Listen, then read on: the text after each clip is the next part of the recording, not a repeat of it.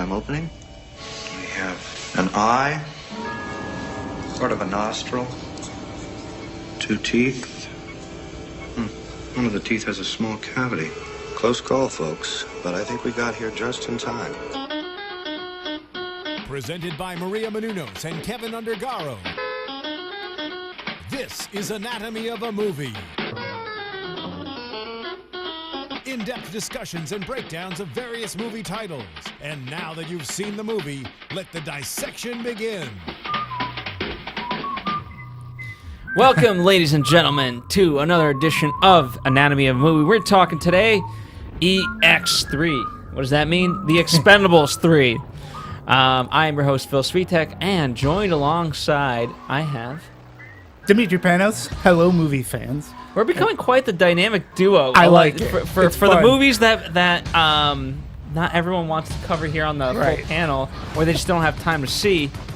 They just leave to us, and we're getting quite a good rapport. Yeah, I think it's pretty good. Yeah. I hope everybody else feels the same way, but I feel the bonding. It's a buddy cop film, like sort of kind of. I'm getting too old for this shit. For this panel, we should actually have like 20 people. Oh God, yes. Why not? We should. I mean, the movie stars more people than you count on your hand. And some of those people who ended up in the poster or in the movie for like 3 minutes. I actually had a friend of mine looked at the credits and go, I didn't realize that Robert Davi was in the movie. Go, he's in the freaking poster. He goes, when was he in the movie? And I'm like, he was in the movie in that scene with Mel Gibson when they're the first siege when they go to take Mel Gibson, and he was the guy making the deal with Mel Gibson. And he's literally in the movie for 3 minutes, but he made it onto the poster. So that's what it's like to be friends, I guess, with Stallone. I don't want that to be a knock on Stallone. I think, well, let's start with this. For me, I love the spirit of, let's go down the history lane of the Expendables absolutely. And talk about the franchise as a whole. Then we'll get specifically into Expendables 3. Because for me, the spirit of what the Expendables really is, I just love... and Stallone put so much of his heart and effort into all of it. And, I don't mind him wanting to do franchise movies. He has a big famous quote where he says, TV shows, they get seasons, and within seasons there's at least 13 episodes, right, for the most part. So you get to really follow a character. And so he wants to do that with movies, which is why there's so many Rockies, Rambo, and now this. But why did we fall in love with the Expendables, Dimitri? Well, it's funny that you should ask, and thank you for asking. I actually got to work with the Expendables. I was at Lionsgate. It was actually one of the last movies I got to work with, and so to me, it is a little bit near and dear to my heart because, okay, number one, it was the first time ever you were getting a cast like this into a Dirty Dozen-ish kind of a movie. Add to that, it was the first time ever in film history where you had Sylvester Stallone, Arnold Schwarzenegger, and Bruce Willis in a movie, in a scene for the first time ever. First time ever it was in the Expendables. And the way that Lionsgate marketed the picture was, this is a throwback to those great 80s action movies. Sylvester Stallone wrote it, he directed it, so you felt like you were in good hands because he got it. And of course, Schwarzenegger and Willis, no stranger to stardom of being action heroes in the 80s, they all played along. They played in the sandbox. And then Stallone was wise in bringing in these other folks like Terry Crews, Randy Couture, and then he brings in his buddy Dolph Lundgren, who went off to B-movie heaven in the 80s by doing movies like The Punisher and such. But, you brought all these people back. You added some new faces. Jason Statham was really hot at the time as well. You put together a team, and we were talking about this beforehand. There was a passion into making this movie and making it right. And working in marketing and distribution and exhibitor relations, I got to do presentations in front of, heads of marketing for theater chains and such. And I was really proud, and it was so much fun to have the Expendables on my reel. And I could, when I say first time ever, Schwarzenegger, Willis, Stallone in one scene, everybody was like, yeah. And they got it. And it was just so great. And then when you see the movie, as we were talking about, you could see the passion that was put into the movie. And Stallone really took great care into making sure that the audiences, young and old, were going to get it. If you were young, like if you were well beyond those and you hadn't really caught up with a lot of those movies, you would have a good time. If you were a little bit older, you got it. And You got like, the references, and absolutely. you just smiled from ear to ear. And the action ended up being really kick-ass. It was like a lot of the times they weren't doubling the actors with stunt people. They were doing them themselves, and you could tell. You know, and for the first time, too. And they play to their age. They did play to their age. And they didn't go overboard, though. I always got the first Expendables, it was a wink, wink, nudge, nudge. Like, here, we're going to throw this in. It's going to be sly. Okay, all pun intended there. But it was really, but it was fun. And in Lionsgate history, it was the first movie to reach that $100 million mark that was a Lionsgate-produced movie. So there was a great pride because it took a while, like, for there to be a big movie like that. And Expendables was just great. It was a ton of fun to work with, and I loved it. Yeah. And you know, to me, what I find so interesting, Sylvester Stallone is so instrumental in all this, and he doesn't mind sharing camera time. And one of the main reasons why I say that is, for me, as great as Stallone is, and all these other people, it's Jason Statham who does the bulk lifting of these movies in terms of the acting. Oh, I agree. You know, I he agree. really and Stallone trusts him to put it on his shoulders, and I think Jason, he's gone along with it, and he's accepting of the role of that role. And the other great thing too, I'll go back talking about Expendables. The first one is everyone got their day in the sun, including like the bad guy, including Stone Cold Steve Austin. Like nobody. There wasn't a character there. Everybody got to do and play to their strengths, including Jason Statham. And, some people criticized, though, they had the love story with Jason Statham and Charisma, the very beautiful Charisma Carpenter was his girlfriend. But I liked that part of the story because it showed a little bit of the knighthood, the chivalry that he had when he beat those people up in the basketball court. Yeah. And I really, I actually enjoyed it. And I think a lot of that's lacking in Expendables 3, but it's one of the things where that movie, look, is it high art? Absolutely not, but can you watch it and have fun, especially if you're going to be throwing back to things? And let's face it, even though it's about 5 minutes of screen time, when Schwarzenegger, Stallone, and Willis are on screen together, and they're not even throwing punches, they're just throwing barbs. And you're just like, oh, that was really cool, and it left you wanting more. And I think part of it was there's that sense of realism because I think they're really, they were throwing jabs at each other. Mm-hmm.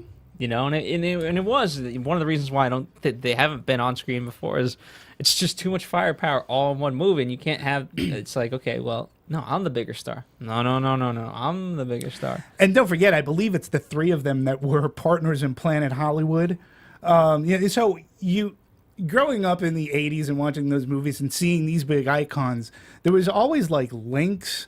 And even in certain movies, like I think it was Last Action Hero, Schwarzenegger in one scene is in a video store and there was a cardboard cutout of Stallone, and he walks up to the cardboard cutout and he does something like this, and he like walks away. It makes in the 80s, at least, you got the sense that they were on a friendly basis, even though for box office-wise, they were competitors. But you always wondered, man, it would be great if Stallone and Schwarzenegger could be in a movie, or Willis and Stallone, or Willis and Schwarzenegger, any combination. But Expendables gave you all three. And it was, again, when I did these presentations, and I got to say that, and I always saved Expendables for last, everybody got it. And very excited. So I think there's a reason for its success. Plus, overseas, these guys are international stars overseas. So, and action is the most translatable. Absolutely. And they're just so beloved. Stallone himself, too. I also got to work with the Rambo movie that he did. Mm-hmm. And again, the fourth one? The fourth one. And again, he just put his passion into it. He didn't want to screw it up. He delivered for the fans. He made it rated R, and he made a good John Rambo story. So, so I was fortunate in that Lionsgate era when they were building themselves up as a studio. I was very fortunate to be there and have Expendables be one of the last movies that I got to work together with, because it was just so much fun. And I remember the first time seeing it, just having a blast. And I think I ended up seeing it 3 times in the theaters that summer. So, yeah, it's a good time. Yeah. Definitely a lot. So that was Expendables 1, and I would share those sentiments. We got so much. I love the motorcycles, the planes, the knives, everything. Obviously the action. So really, we took on it gave it such life. Absolutely. And then Expendables 2. Actually, I don't know. Whatever your thoughts are, I know you didn't like it as much as the first. I enjoyed it, but I know behind the scenes there was that element of, oh, the first one was successful. Now people wanting to glom onto it. I'm like, oh, we can make a paycheck out of this. But luckily for me, there may have been elements of that, but it didn't tear out of the screen and into me. Yeah, I mean, for me, Expendables 2 is a little bit of a letdown. Number one, I think it should be noted that Stallone didn't direct Expendables 2. His fingerprints are all over it, and he didn't direct Expendables 3, but yet you could tell that it's his project. Had a heavy hand in the writing of it. I think it's almost like in Expendables 2, they almost had too much fun in writing the script. They were too self-referential. Like, where in the first one, the jokes weren't played like huge, like it was done sporadically, and it wasn't done. What was the "Hasta la vista" line in the second, right? Well, for me, towards the end when everything's just going right, and everyone's just in that whatever the base, and everyone's shooting at each other. Just so much chaos, so much and just so much happening all at the same time, and that's when the jokes really just. It's like, hey.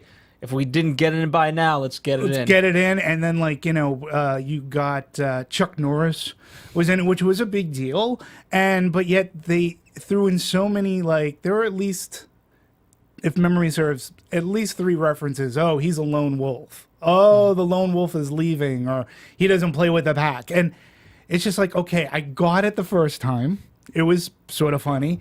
The second and third time, not so much, and then they tried to bring in.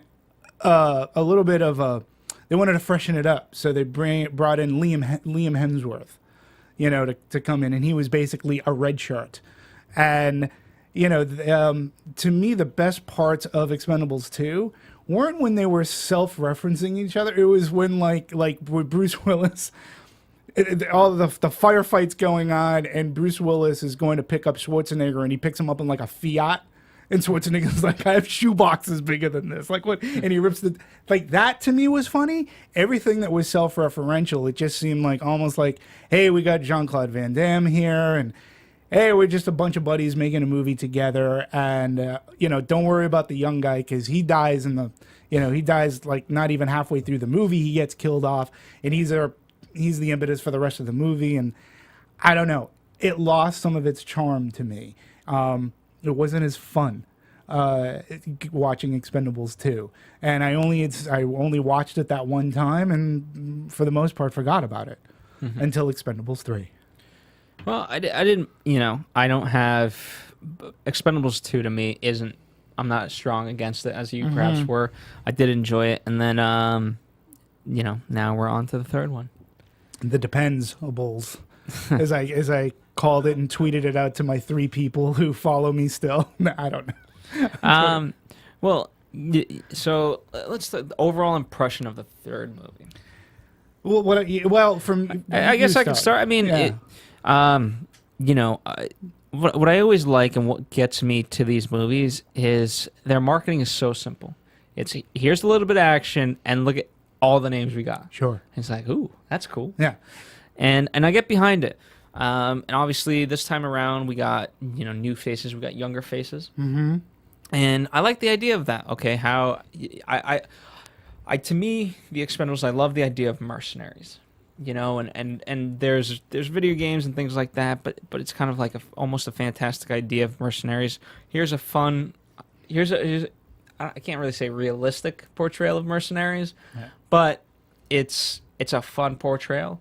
it's more down to earth portrayal, you know, and there's a brotherhood, and it's just it's just a guy movie. The only parts of it to me is that it became almost some systemic in the sense of, okay, we're gonna do some action, we're gonna get hurt, we're gonna bond, we're gonna Smoke cheers cigars, beers, and and say a couple of jokes. Yeah.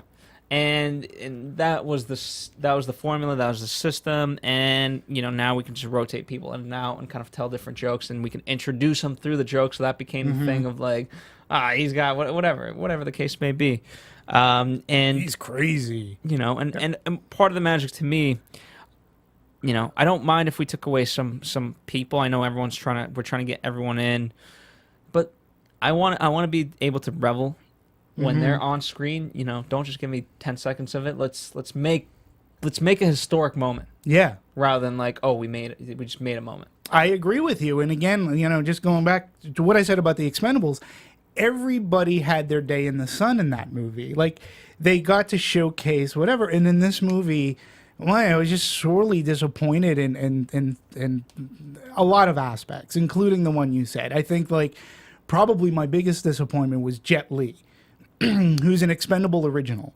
You know, he was in the first movie, and we know Jet Li is a martial arts master. He's great to watch on screen when he's doing martial arts. Sorry, am I keeping you up again?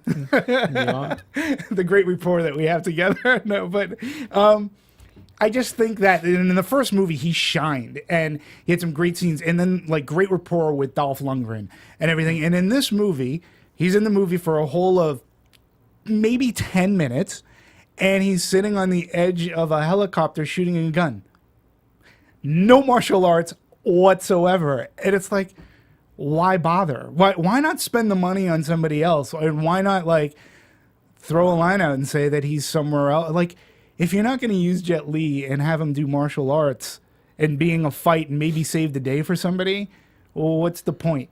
And so that bothered me a lot. That was probably one of my biggest pet peeves in this movie.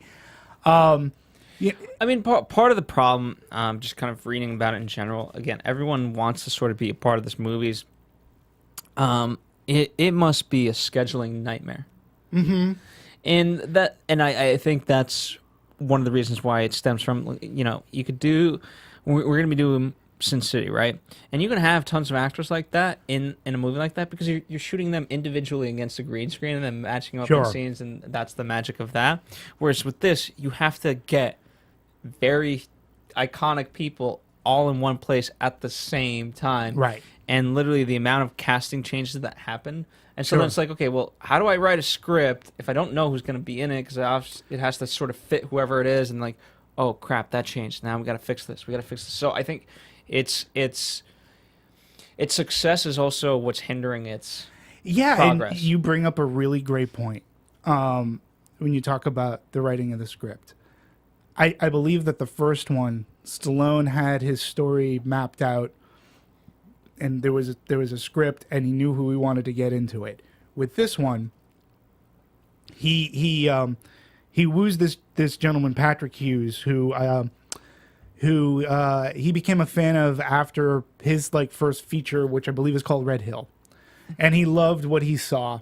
And again, I'm sure Patrick Hughes probably came cheap, you know, as like coming into this. He goes, but I really liked what you saw. I think you can handle Expendables 3.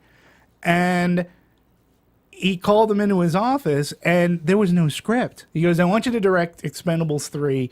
And Patrick Hughes was like, okay, what's the hook? He goes, well, I want to have Mel Gibson as the bad guy. Oh, do we have Mel in it? No. What do you think about having Mel Gibson as the bad guy? And what's Patrick Hughes going to say? He's like, yeah, that'd be great. He goes, all right, I'll give him a call, tell him to be in the movie. They didn't even have a script when he hired Patrick Hughes to come in and say, you're going to direct this movie. And I really think it shows in this movie because, you know, he goes, I want him as the villain, and then I want to bring in these new recruits and everything. And so I think that it just there was so many characters that you're right. You can only do so much when you have a cast of a bazillion. Like I said, Robert Davi's in the movie for like literally 2 minutes. I think he hands Stallone a briefcase and then he gets shot. And, you know, when you look at who's the God, the actor, I already talked about him. He's in the beginning of the movie. He gets shot. And he carries the big gun. He has his day in the sun in the original Expendables. Hold on. No. I'll get it. I apologize for this. Terry Crews. Terry Crews, okay? All right, Terry Crews plays Caesar. He's a beloved character because he had that great scene in the first movie where he's carrying that cannon of a gun and he's mowing people down, you know? And in this scene, he sort of recreates that. He's on a boat and he gets shot. And I'm thinking to myself, and he gets shot like in the leg and he gets shot in the back by Mel Gibson. And I'm thinking to myself, wow, this would be sort of kind of a twist and a surprise if one of our main guys gets killed. They are called the Expendables, yet nobody's been expended unless they don't want to work on the movie. Then they write them off like Church, Bruce Willis.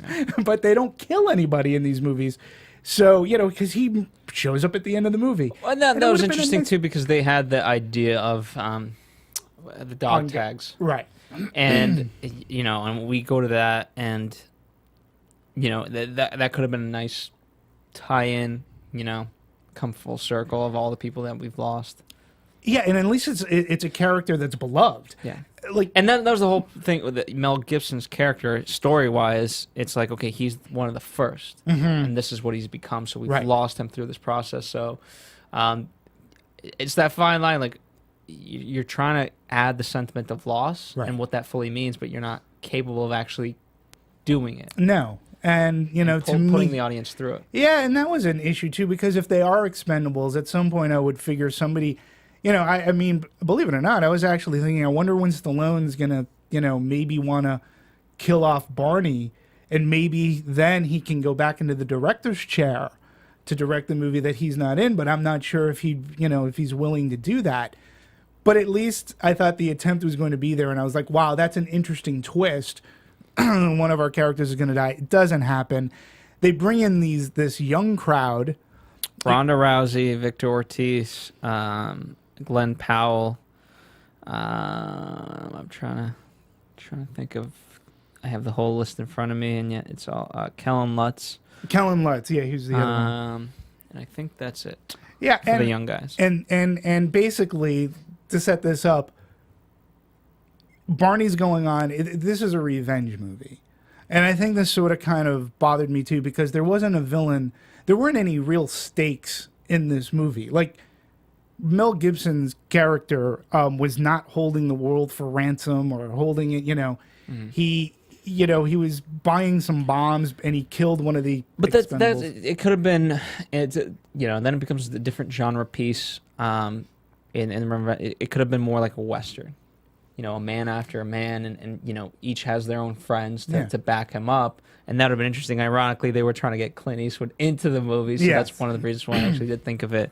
But that idea could have worked really well. Of like, okay, he was the first. Let's go after him. Yeah, let's go after him. And you betray the idea of betrayal. Yeah, and which can be used as a great thematically. It's been used in a lot of movies, and it can be used to great accord and making good entertainment. Here, though, we had so Barney takes it upon himself to go after Mel Gibson. And he feels he doesn't want to put his team in any jeopardy because he knows it could be a one-way mission. Okay? So he more or less fires them. He breaks up the team. So then you start thinking about it, and a friend of mine brought this up. He's like, all right, so he doesn't want his core group of people, even though this is what they sign on for, he doesn't want them getting hurt and, or even worse, maybe getting killed. I think it spoke to this age. I think it spoke to the age of like, you know, this is ultimately a young man's job.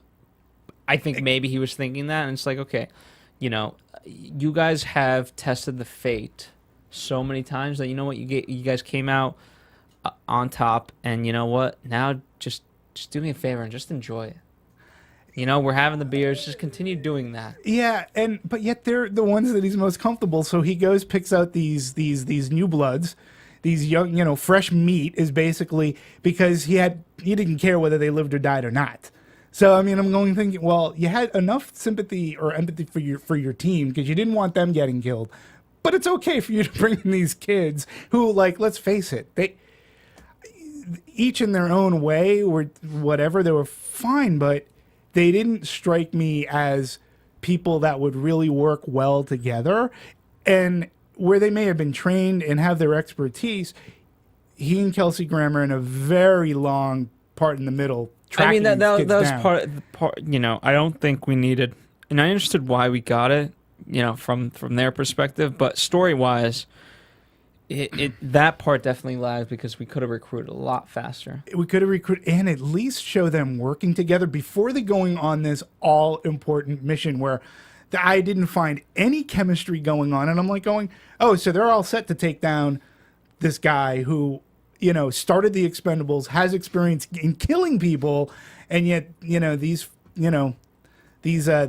rookies are like Stallone, like Barney actually thought that these rookies could take down Mel Gibson. Like that I was having an issue with. And then we got the athletic nightclub bounce. I mean, that was amazing. Yes, it was. I had A no female problem. Nightclub Bouncer. No, that was a great scene, and actually one of the funnier lines delivered in the movie because Stallone was like, I could do that. He's like, yeah, you'd look really great. Kelsey Grammer, yeah, you'd look really great in that red dress or something like that. It was a funny line, but again, I just think that there wasn't enough chemistry. I didn't get to know these kids as much, and I didn't trust that they were going to get this job done.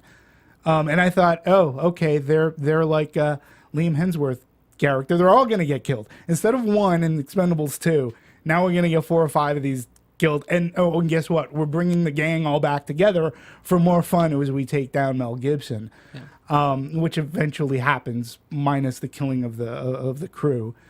Because we got that silly montage too of all of them looking forlorn. Randy Couture's at a bar moping in his beer.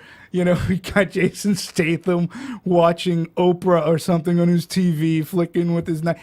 I mean, that montage too for me was like, oh good God, just let's get things moving again. Just get back together, please.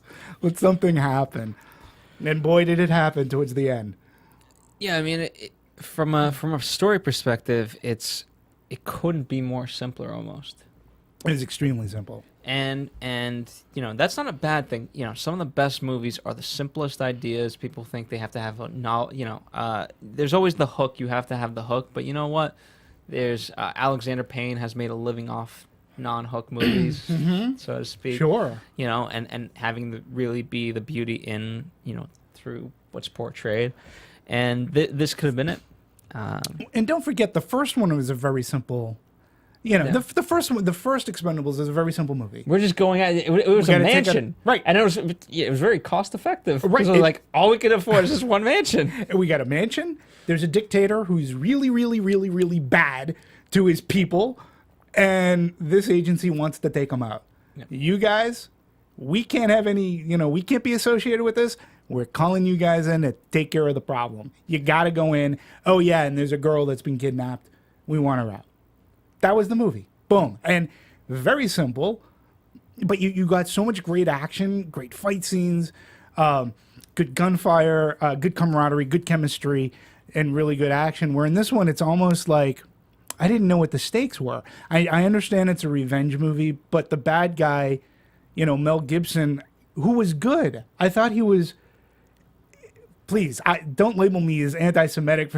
He is a good actor, and I understand, like, craziness aside, Mad Mel aside, it's good to see him back on screen. And he, there was a little bit of Martin Riggs in him that I saw, and yeah, he had his bout of craziness and silliness. It was good to see him back in Expendables 3.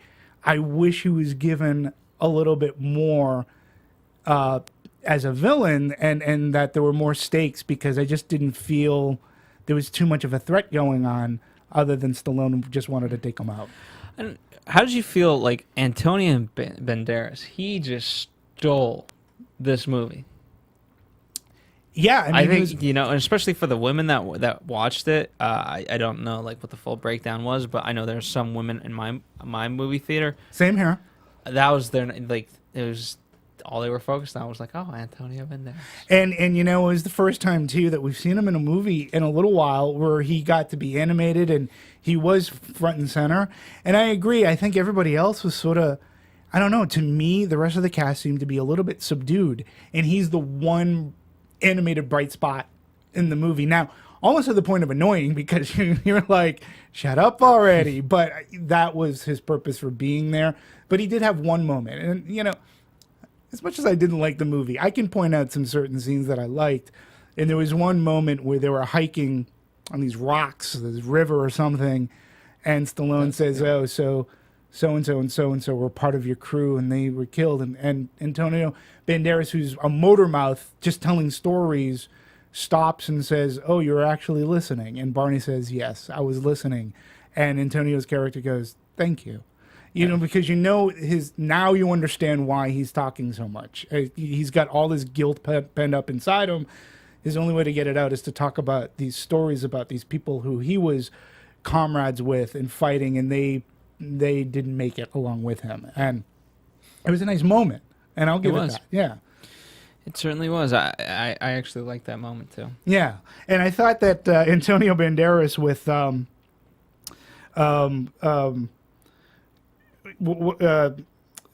Rousey. I thought they're fighting together. I actually thought that chemistry worked. Like, I thought Ronda Rousey, she was relatively attractive and very surprising for a woman who's built up as such. Like, she was really good in physical shape and everything. Her acting, I thought, was okay, but where she shined to me was her action with Antonio Banderas. Like, that banter that they had going on, I was buying, and I was like, okay, this is fun. Like, I get it, and I like it. And I liked the choreographing of that scene. I mean, the end, there was so much going on at the end. What did you think? I mean, with these movies, obviously it hinges on the action. Mm-hmm. How would you rate the action? Because especially, like, perhaps you want to make callbacks to previous movies, but then you also have something original, something that we haven't seen, and you want to blow things up and things like that. And so how would you rate the overall action? Mixed bag for me. I liked the action in the first one a lot better. This one had some great scenes like we were talking about. I think that it was all over the map, but then there were certain parts of it where, again, like okay. So they're walking to this compound, right? Towards the end of the movie where a lot of our action takes place. And there were fires outside and stuff, and my first thought was, okay, this is supposed to have been abandoned. Who lit those? Like, what's going on here? So then one thing happens, one thing leads to another. Mel Gibson says, okay, you guys are trapped. I've got this building wired with C4 all over the place. Okay, great. So now we got a ticking time bomb, and our heroes have to get out. But now a militia is coming in with tanks, and thank God they had motorcycles, and thank God one of our youngsters is a motocross expert, because wow, lo and behold, as I'm looking at the field, it looks like a track on the X Games. and so our guy can commandeer a motorcycle and go up jumps and ramps. That to me was silly. Then we go inside, and where the fighting was happening, my favorite part again was Antonio Banderas and Rhonda. And Rhonda, or her character's name is Luna. That was my favorite. Then you're outside with the helicopter. We didn't talk about Harrison Ford, and that to me, We'll talk about Harrison Ford in a minute. But it was Harrison Ford trying to. He was doing his best Roy Scheider in Blue Thunder. I mean, he's having his helicopter fly upside down, and is the waste of Schwarzenegger and Jet Li in that scene. It was just sort of kind of silly. And then we had, Stallone going after Mel Gibson. And again, maybe it's Stallone's limitations. I just was expecting more out of that. I felt to me at the end that, as you're talking about, you're kind of half negating my point, but it felt like to me we had more money for explosions. And rather than good action sequences, we were just like, okay, where can we add an explosion? And to me, it was very evident when when they land with the helicopter, and I think it's with Wesley Snipes, I believe, it's somewhere in the very beginning. And there's a great song, "Cool Guys Don't Look Back at Explosions." And Stallone just blows up that helicopter. The other guy looks around, but Stallone just keeps walking. "Cool Guys Don't Look at Explosions," and just walks off camera. Yeah. And it was like, well, why did he need to, I guess he needed to blow up the plane so he could cover his tracks, but did we really need to blow up the helicopter? Yeah, he needed to make it rain. Wesley Snipes, we didn't talk about him. And, again, it was good. I mean, I thought it was good to see Wesley back on screen again. And even From Tax Evasion. From Tax Evasion, yeah, that's they were breaking him out of prison or a prison transfer. The train scene was okay, but it made me because again, another person I haven't seen on the silver screen in a very long time, and I go, God, this guy was co-starring with like Sean Connery back in the day, Passenger 57. I mean, this guy could Blade. Like, this guy could handle action. And I was happy to be reminded of the former Wesley Snipes because he was good at it. And, he had a couple of scenes here that he was good at. And it also was like, oh, yeah, he and Stallone were in Demolition Man together, where they had to fight each other at the, and so it was good to see him back. Maybe he can do another movie outside of, a Stallone flick. I enjoyed seeing him. He had some decent scenes. He and Jason Statham's character, Christmas, they had some banter that was okay. So, he didn't bore me or anything. He was a good addition to the crew. Speaking of Harrison Ford, I thought for his role, he did a good job. Only because when I think of Harrison Ford, I don't always look at him as like an action hero, right? Whereas Indiana Jones was sort of action, but it wasn't action like these other guys. And so it's nice where he's kind of beyond that. He's sort of overlooking the action rather than being a full part of the action. Also, what was the sci-fi movie that came out? Ender's Game, right? He's that same type of way, and so it just I thought it fit with kind of overall Harrison's persona of what he's become. Well, you do bring up a good point because he wasn't an action star of the ilk of Schwarzenegger, Willis, Stallone. He's Star an Wars, actor. great, but not an action hero. But he's an actor, and he's a very, very good actor. And he's been around, and fortunately for Mr. Ford, he has been able to tackle. You can maybe argue 3, but at the very most 2 of the most iconic on-screen personas ever to be filmed: Han Solo, Indiana Jones. Some people might argue Rick Deckard from Blade Runner, which is grown in its cult status. But let us not forget the guy was also in Witness, Mosquito Coast, American Graffiti. Air Force One is an action movie. Wolfgang Peterson directed action flick. That's a really good. He plays the president. Harrison Ford was great in the day where you believed in the man, and he can almost be very Bogart-ish. Humphrey Bogart, like he could play off an everyman. Working Girl. Like he could be in a movie like Working Girl, which is sort of kind of like a romantic comedy kind of a movie, Sabrina. But then unfortunately for him, he wanted to do something different, and maybe he was being ill-advised, and he was in the Robert Zemeckis. It was a horror thriller called What Lies Beneath. I remember that one. Okay, and that one sort of kind of torpedoed his career for a very long time. Oh, and let us not forget movies like The Fugitive, which is an action movie. Then he does a movie like Presumed Innocent. I mean, Ford has been in a bunch of movies that are they could be thrillers, dramas. He could play it all. So, no, he was, to me, seeing Harrison Ford in this kind of a movie, I was like, oh, why? You were never of that ilk. Like, I always think, and I still do, I always think so much more about Harrison Ford. Yes, he's been in some clunkers, 6 Days, 7 Nights. That movie gets repeated so many times, though. Oh, my God, it's crazy. And yeah, that movie, the movie made with Ron Shelton that had, brain fart again. The kid from Pearl Harbor, who's on not Cuba Gooden. No, he's in Pennywise or Penny Dreadful right now. Yeah, and he's in Pearl Harbor.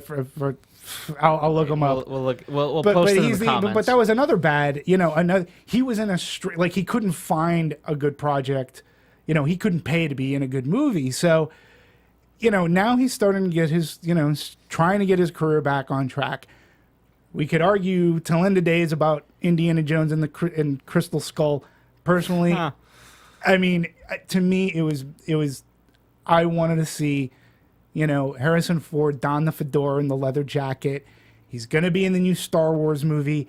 I don't think he needed to be in Expendables 3. Maybe he needed the paycheck. I don't know. Maybe he thought that this was going to be a good stepping stone for him.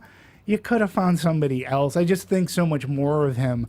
But hey, he has a sense of humor. He did it. But I think, like I said, he was channeling Roy Scheider in the great helicopter movie directed by John Badham, Blue Thunder. Yeah. I mean, well, they approached him to do the movie. Also, Nicolas Cage was approached to do the movie. I mean, we can go down this entire list of people approached to do the movie. Chuck Norris was approached again. Jean-Claude Van Damme. right. Let's see who else was kind of in the midst of Mila Jovovich. She was in negotiations. I think she would have played Ronda Rousey's character had that happened. That's all the notables. Yeah, I mean, and again, to your point, I think that Stallone was maybe biting off more than they could chew. Listen, if the characters are meant to be quote unquote expendable, maybe some of them should die so that you can bring in new blood. Or old blood as it be. But you can, this way, your cast doesn't get so big that, A, you have to make the poster letterboxed instead of a regular-sized poster, and people can work with one another, have scenes with everybody, and yet have a scene in which they get to shine. It's meaningful. Right. Yeah. And I found that hard in this movie at a lot of times. So, and I'm still trying to look up, I don't know why, Josh Hartnett. Josh Hartnett was the person that Harrison Ford starred in. Hollywood, I don't want to call it Hollywood Homicide. Another, So, again, I know he's making a comeback. Can't wait to see him as Han Solo again.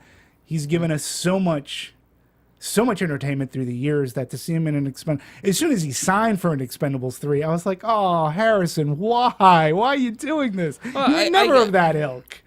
Well, if they had he approached them, it would be a completely different thing. They approached him and they wanted him, so it is what it is. Yeah. Yeah. So some other stuff to talk about. We'll talk about piracy, but let's talk about the rating. Yeah, that's another thing. So I know this is very near and dear to your heart. Where the first couple they were R-rated movies. Now we're getting PG-13. Perhaps by adding in so many younger kids, we're trying to open it up to younger kids just in general, audience wise. Well, they wanted to make Expendables 2 PG-13. There was a big deal, and part of that was, according to the rumors or what you read, Chuck Norris, who is born again, or he's found religion, and he didn't want to be he didn't want to be in a violent movie or whatnot, and have lots of language, and they were going to make Expendables 2. It got out really early, PG-13, and there was a lot of backlash on that. Let's before we get into Expendables 3, let's look at a little bit of history of our three main characters, our three main actors: Stallone, Schwarzenegger, and Bruce Willis.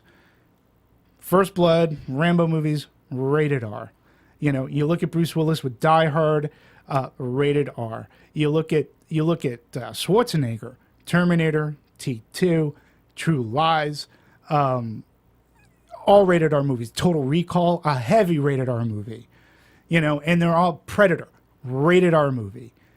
All of these movies back in the 80s, going into the 90s, you know, they were great action movies, but they didn't shy away from the violence. And they were the type of violence that, you know, for It was absurd. Yeah, it was absurd, but you got behind it. It was like, yeah, when they take out a bad guy, there was something behind it. And when you're doing the Expendables, if you're going to do a throwback movie, you have to shoot for the R rate. You have to go that route. That's what people are going to expect. They're going to expect, you know, a cheesy line after something happens, but, you know, this ain't James Bond action. This is full-on rated R action. And I think that's why, again, Expendables really works. Expendables 2, there was fan outrage. They made it, it was rated R. Now, people could argue, well, it didn't make as much as Expendables did, and it was a rated R movie. Maybe if it was PG-13, I just think it wasn't as good of a movie. This movie, they didn't make much of a big deal. They sort of kind of snuck it in that this was going to be PG-13, and they held off on the rating for a long time. And, yeah, I mean, I think that the rating on this movie hurt. And, you know, they wanted to make it family-friendly, but in what bizarre world am I living in where The Expendables was ever meant to be family-friendly? I'm not taking a 12-year-old to go see The Expendables movie. I'll take them to Teenage Mutant Ninja Turtles and Guardians of the Galaxy, maybe, but not Expendables. It was never meant for the family-going movie audience. And it's funny because the New York Times did an article, and Forbes actually had a great article about this where it says PG-13, not piracy, killed Expendables 3. And they had some really interesting statistics for Expendables 3. 66% of the audience was male, 25 or older. That's 66% of the audience. So right there, you're like, well, then why would you make it PG-13?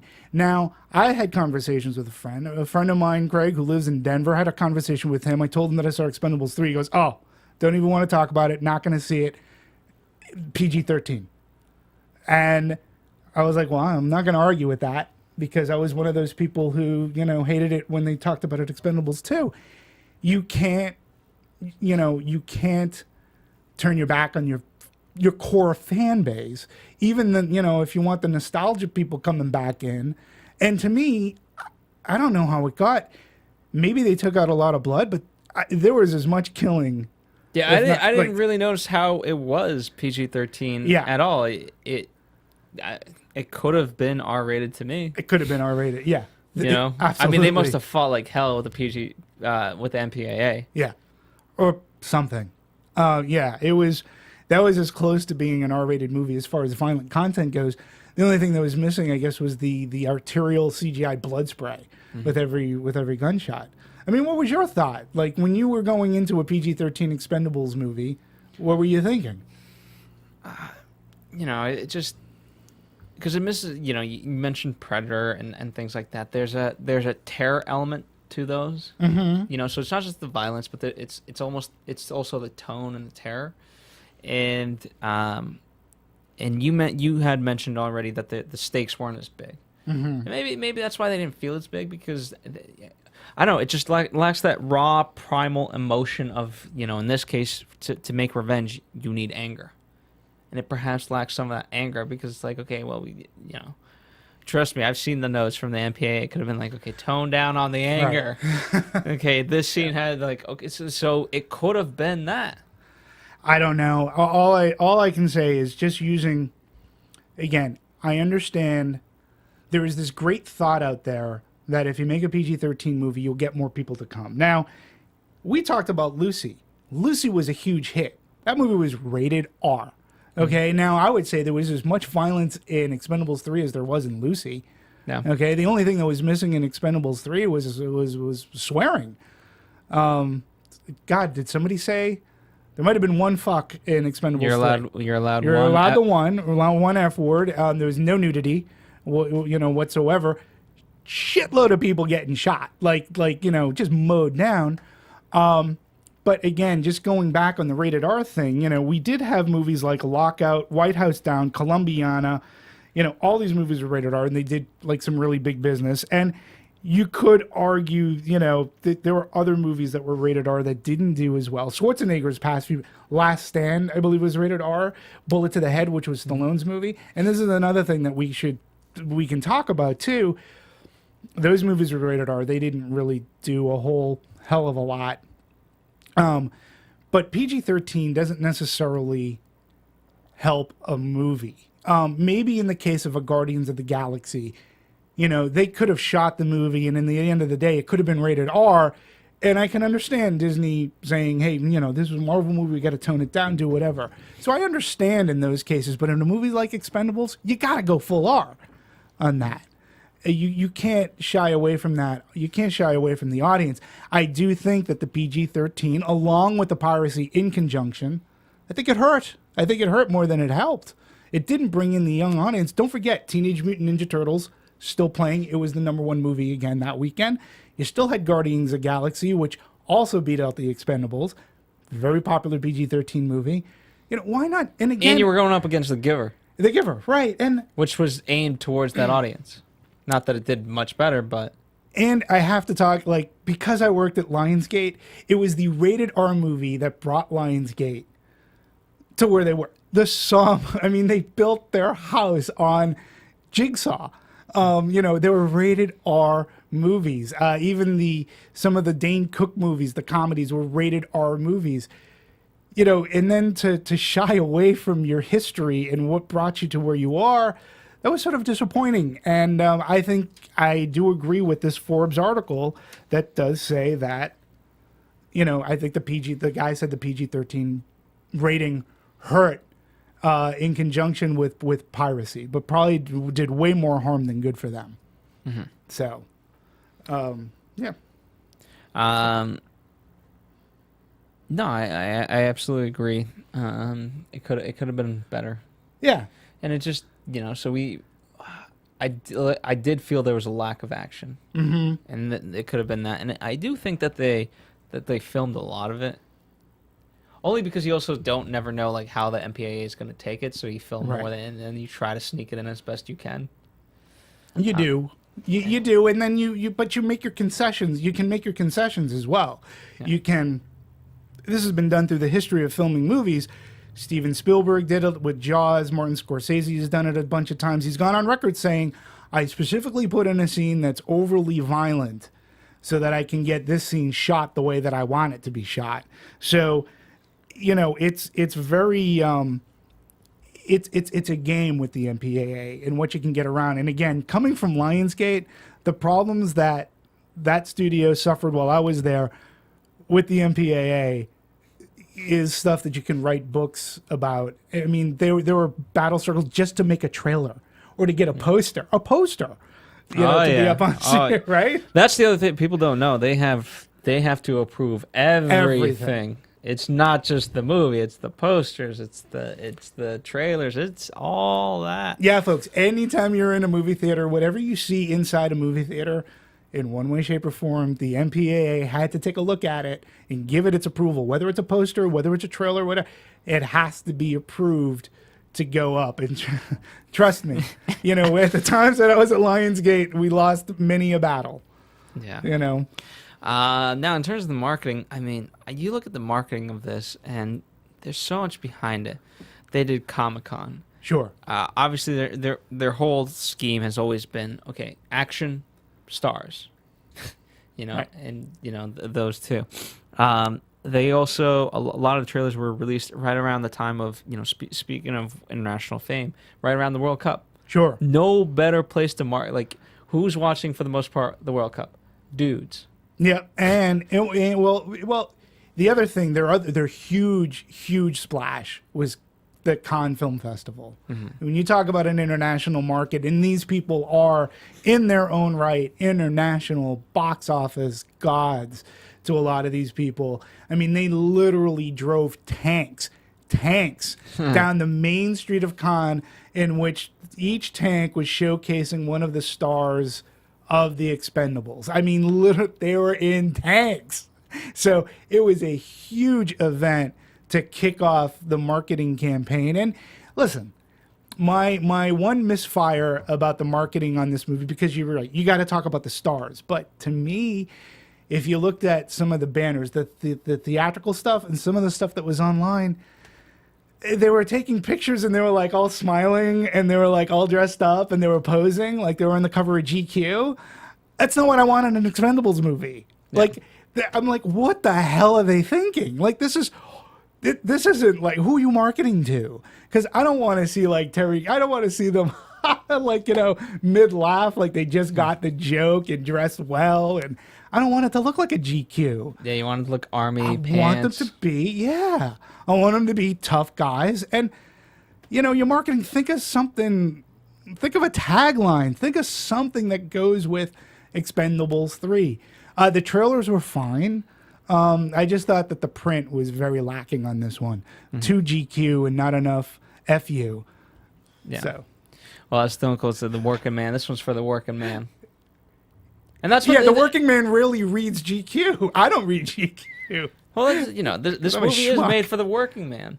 Sure. Yeah. And no, I agree. And someone who likes to have a beer on a Friday night and like, all right, absolutely. Let's have a good time. And let's watch a guy's film, and that's what The Expendables was, and that's what a lot of those earlier movies in the 80s. But that's the other thing too. Our cultures have changed so much. I mean, those guys could bring women in too, because women found them attractive. They liked the dangerous man, and it's not so much the case anymore. And I think they put an effort in Expendables, because you talk about Jason Statham's character Christmas, who in Expendables you could argue he's sort of kind of like the lead, like he's a main focal point, and he's the only one of the characters where he has a girlfriend and he's trying to keep this relationship going.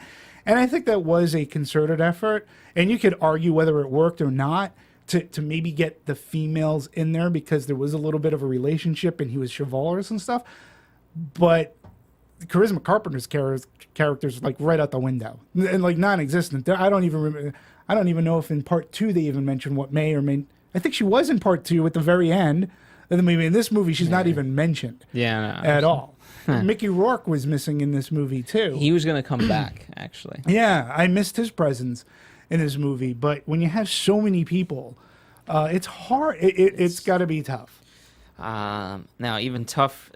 Again, you kind of negated the point, but obviously the studio is going to make a huge point of this and just blame everything on that. Is the piracy? Mm-hmm.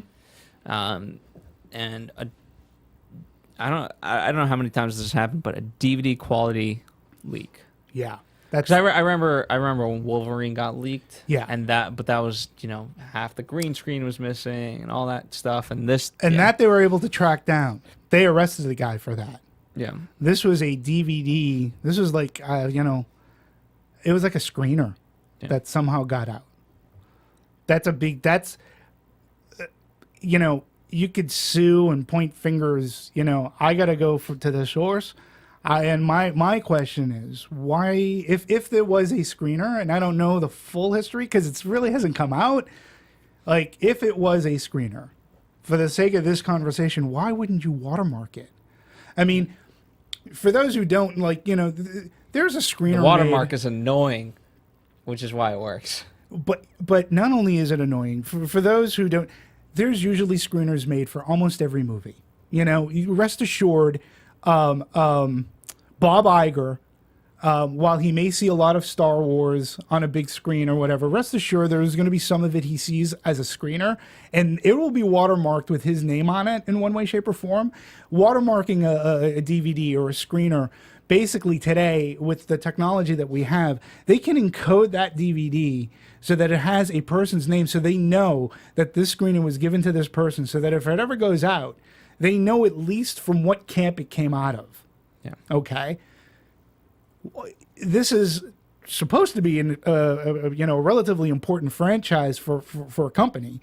I don't understand, if it was a screener, how a screener gets out and it's not security coded and watermarked, so that they can at least know, where was it? Whose desk was it taken off of? I'm not saying that anybody wanted to purposely let this out, But when you have that kind of security on it, and granted, I understand that it costs more. Rest assured, Lionsgate will not be putting any Hunger Games screeners out that are not security watermarked. And how it happened for the Expendables, I have no idea. But that's a big problem. But according to the New York Times, it's really interesting because they had a great movie or a great article. Expendables 3 fumbles in its mission. And it talks about the piracy. And here's the interesting thing. According to the New York Times, most of the illicit viewing was happening overseas. Experts estimate that the movie, which cost at least $90 million to make, $30 million to market, was downloaded 500,000 times in the United States and Canada. Okay? So thank God the article's here because I suck at math. So if each downloaded equaled a lost opening weekend ticket purchase, the leak would have cost Lionsgate, and they're going off an average ticket price of $8.15 North American ticket price. Lionsgate would have cost roughly $4 million. So if you add that to the 16 that it made, so that would have brought that total up to 20. So again, was piracy that much of an issue? Because going into the weekend, like that week leading up, people were thinking anywhere between 25 and 30. And even with the 4, you're still going to be shy $5 to $10 million off. So in other words, the poor performance of Expendables 3 can't necessarily be blamed on the piracy. It's what we're It's just talking one of about those before. things. It doesn't help. It doesn't help. It doesn't help. And, you know, I think what they're waiting for now, too, because overseas, man, piracy overseas is a killer. Because, you know, it's the reason why we just recently started exchanging movies with China because they had such a piracy issue. There was no way we wanted to support that kind of economy, that piracy economy. They've tightened down, but overseas, you know, piracy, these actors are so big that if it's out pirated, you know, people, because they're so popular, they'll go for the pirated copy. I mean, and again, it goes down to, do you want to pay $10, $12 for a ticket, for an adult ticket overseas? Or do you want to see it for free? Oh, and it's got Stallone and Schwarzenegger in it. You know, it could have big ramifications overseas for them, which would, you know, that doesn't help. That doesn't help either. And I don't know what they think about ratings overseas, if they pay attention as much as we do, but it could have an impact on that foreign box office for Expendables 3. Which is too bad, you know. I hope that when it's found out what happens, Lionsgate needs to take they need to take the serious measure, and much like Fox did, they need to make an example. You know, it could have been, you know, this is you're toying with people's livelihood. Look, Stallone and them, they have back end points. That's where it's going to affect. But for the most part, everybody who worked in the movie got paid for, you know, for the services rendered. It's the studio that's taken a hit, because now this is going to affect their internet or their Blu-ray sales, their VOD sales.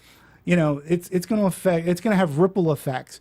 So, you know, I just hope that going on down the line that they can find out where this happened, and they should make it public. Hey, we found out what happened. This is what happened. And, you know, so they make people aware of the seriousness of what piracy is and it can mean to our business. Yeah. So it's very serious. So, all right. What else do you want to talk about with this movie? I know we don't necessarily talk story too much. We talked a lot about the cast and everything else, but I always feel like with this, the stories, there's not a lot with the story. There's just a richness to the outside stuff. Well, we know that the movie was about $125 million. They don't have necessarily, you know, total all in. Now, again, you know, domestically, opening weekend was 15.8. It wasn't number one at the box office. Which, but we were guessing which movie was going to retain. It was the Turtles. It was the Turtles. Yeah. So, you know, and then you have thus far estimated it's about 21 million all in. Worldwide gross estimated about 27, which isn't that much of a disparity when you think about it. Now, the Rotten Tomato rating as of yesterday was at 35%. That's not fresh at all. But here's what's weird. The cinema score rating was an A minus. I want to know where they got an A minus from. I mean, I wouldn't come even close to giving this movie an A minus. It must have been the 12-year-olds. They must have sampled Maybe the 50 12-year-olds that the PG-13 rating. I know a lot of people that went that just absolutely enjoyed it, which is good to hear. So the fans that I know of enjoyed it, is what I can say with safety. Yeah, can I say that for everybody? I don't know. Yeah, it's interesting. It's interesting that it got an A minus, and you would think that could perpetuate, your further weeks into the run. I mean, sure editing wise and all that, I thought it was I thought for the movie that it was slightly too long. It literally should have been an hour 40 minutes, hour 45. That's it. Agreed. Yeah, we didn't need this. This was, of the three, this is the longest movie. It clocks in at about 2 hours, 2 hours and 2 minutes. That middle part, man, could have moved a lot quicker for me. I mean, I just wanted to get back to our core characters, because, no offense, the kids weren't given enough time to gel and to work together, where I actually got to know them. And who knows, maybe I could have had some compassion for them, but right from the get-go, you knew that you knew something bad was going to happen. Because why else would you bring them in, and how else are you going to get our core group back other than to save these kids? So and then part of it was knowing that it was just going to be a joke of hey, the old guy still got it, right. Right. You kids think you know everything. Yeah, and then at the end, of course, everybody's all lovey-dovey and, oh yeah, you're right, and yes, and oh, I respect you as a young, and I respect you. I can learn a lot from you, and I don't know. It was just silly. Now, there was one other controversy that we haven't brought up yet, and this was. Do I know this one? Well, okay. This one sort of took me by surprise. The end of the movie. Do you remember? They're in a bar, joking around again, Yes. right? Okay. I remember that scene. Okay, so as part of Jet Li's 10 minutes in the movie, he's with Arnold Schwarzenegger, and they looked to me like they were either on roofies and a lot of alcohol. Okay? And Stallone at one point even says, "Get a room." So I couldn't even understand what I understood Schwarzenegger it was said. to me, it was just a throwaway line. But It's Expendables just guys' 3, humor of oh, you two, get a room. International Business Times, Expendables 3 director Patrick Hughes reveals 2 gay lovers in the film. And then he goes on to say, he goes, according to Australian, features 2 gay characters in love with each other, according to Australian director Patrick Hughes. Not that there's anything wrong with that, but where the fuck does that come from? I mean, I see 2 movies before. There was no chemistry. You gotta sort of kind of lead into that if that's where you want to go. And this just shows up literally as a throwaway. It's a literal throwaway. And Schwarzenegger literally seemed drunk. I couldn't understand a word he said. And Jet Li with it, I couldn't understand. I was like, what? That was a very awkward scene to me. But apparently now we have 2 gay characters in the Expendables. I don't think that's making it into the 4th. I don't think that's going to be a crossover. Cross-dressing? No, I mean, I don't know. It's. But what does it add? What does it change? Are you just trying to make press for the movie? What? Because obviously it's a big headline. It's a headline, and I didn't know where it came from. I didn't understand. It was an awkward moment in the movie, and at first I just thought that they were joking around. I didn't and now and then when I was doing research on the movie, I come up across, and this wasn't the only place where I've seen this. If you Google this, making of Expendables, how does Arnold and Jet Li say about this? Because I don't know how they feel about this, and especially Arnold, and because I know in particular it would. Right, with sports, right, or anything like that. If you're supposedly strong, not that this is right, but it's very controversial to be supposed muscle man and things like that, and then to be considered gay.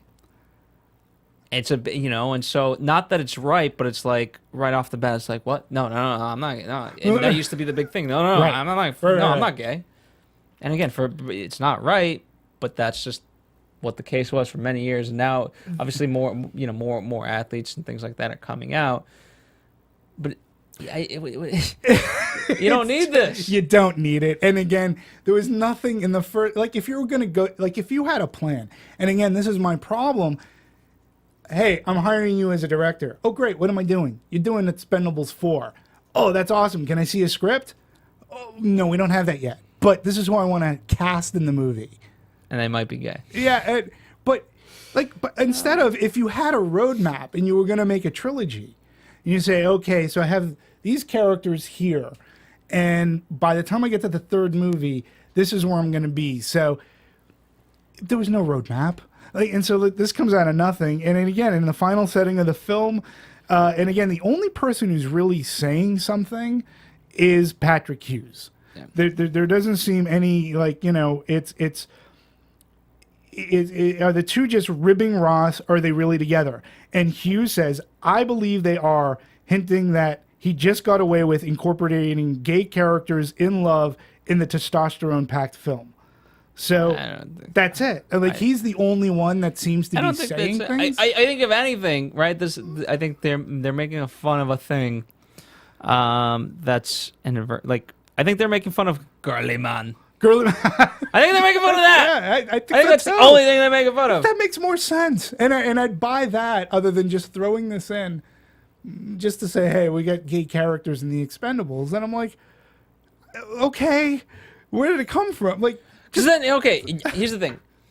Not that this is the right mentality and whatever, but then guess what? You've now, if this does become big news and things like that, this is another thing that could potentially hurt numbers, because then you have, and especially internationally, where racism and all that is still way more prevalent. Not that it isn't prevalent in America. Yeah, unfortunately, and you have to acknowledge that. Right. So all of a sudden now, anyone who might have gone seeing the movie, like, whoa. Right. The working class. Well, yeah. I don't want it. Right. Or I see men's movies. I'm not seeing that. I'm not buying swords. Yeah. No, listen.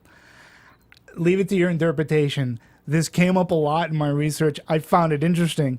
And thus far, I mean, we're probably the only movie podcast that's talking about this openly. So no pun intended. No pun intended. But I think it's important to note, and it was just an interesting take on something that that was not my initial way of thinking what the hell was going on in that scene, and it's just irrelevant. It's irrelevant. It doesn't. If they are, they are.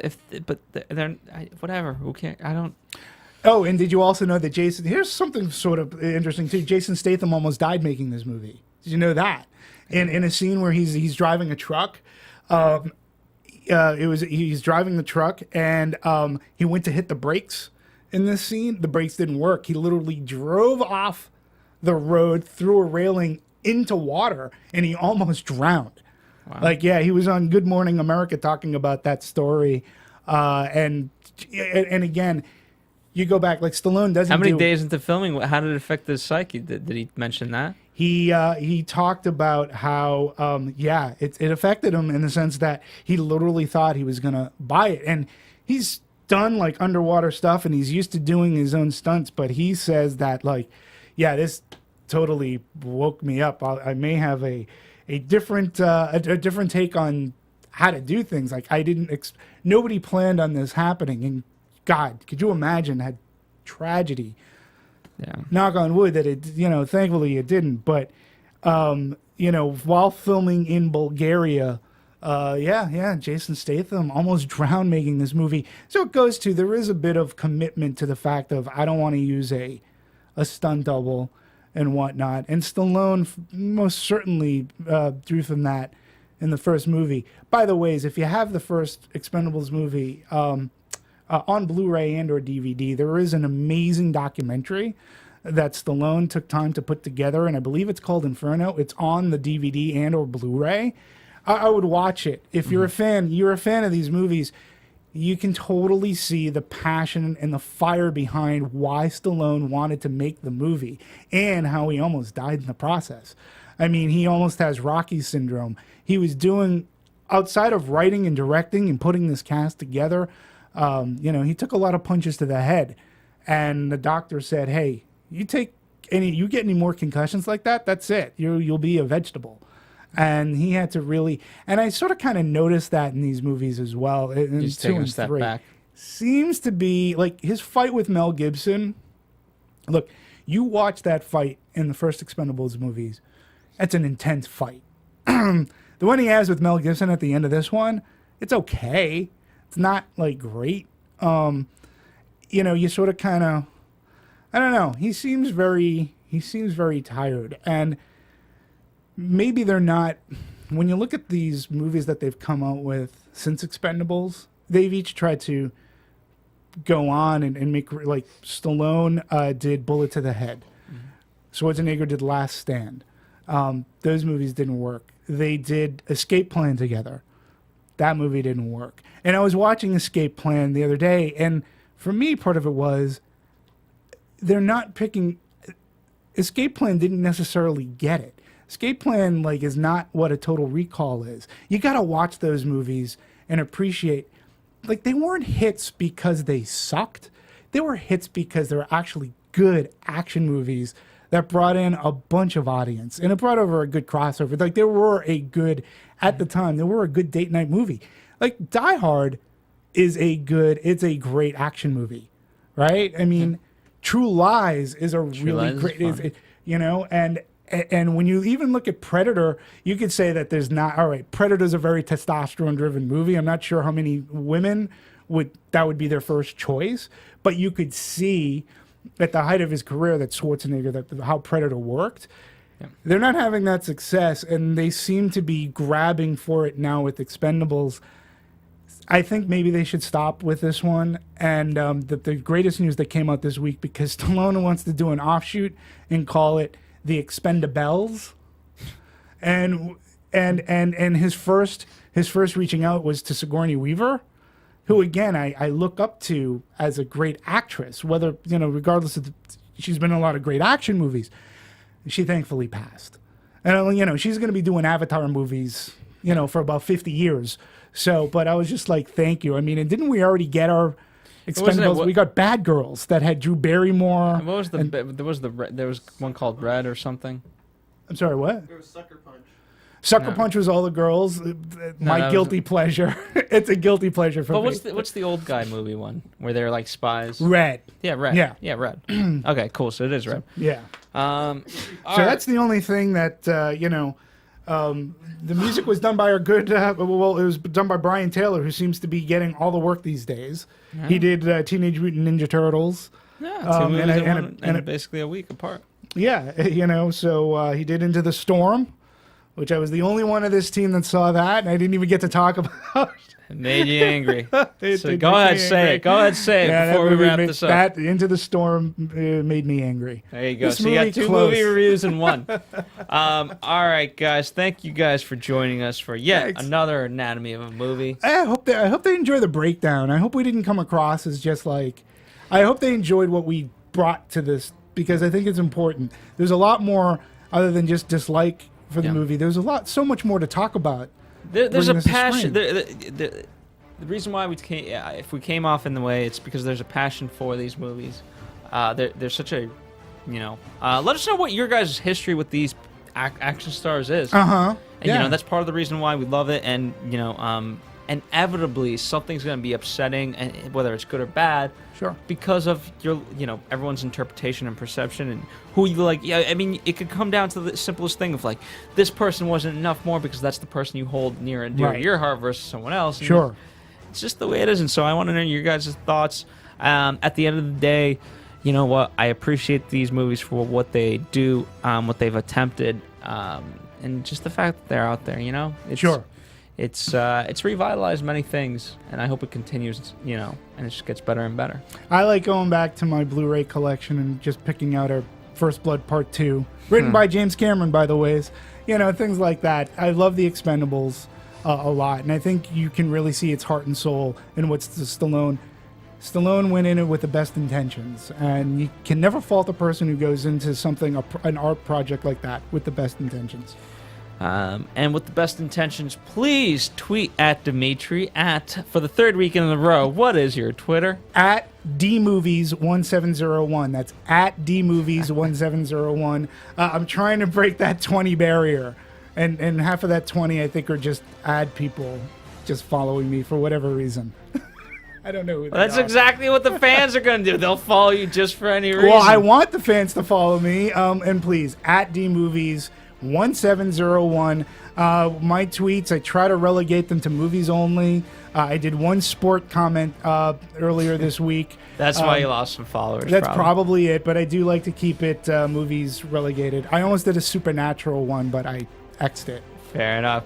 Well, thank you guys for joining us. Follow us on Twitter at Movie Anatomy. For more dissections, go to anatomymovie.com. The Schmoes Know did a great interview with Victor Ortiz from this movie. So definitely check that out. We're partnering in the movie space, so they're good friends of ours. We're good friends of theirs. We'll be back with... We just did The Giver.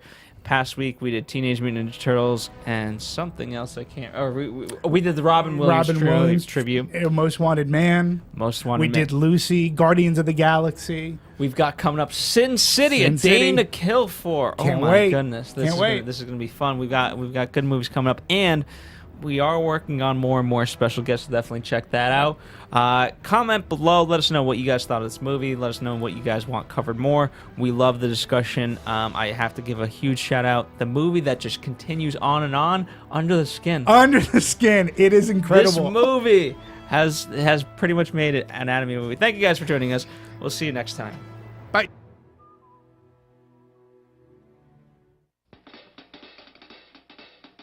From producers Maria Menounos, Kevin Undergaro, Phil Svitek, and the rest of the Anatomy of a Movie staff, we would like to thank you for listening and subscribing to the show. If you have any questions or comments, feel free to email or tweet us. I'm Sir Richard Wentworth, and this has been Anatomy of a Movie.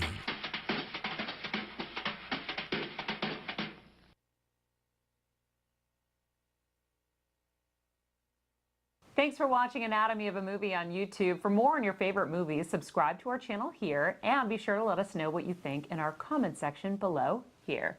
Bye.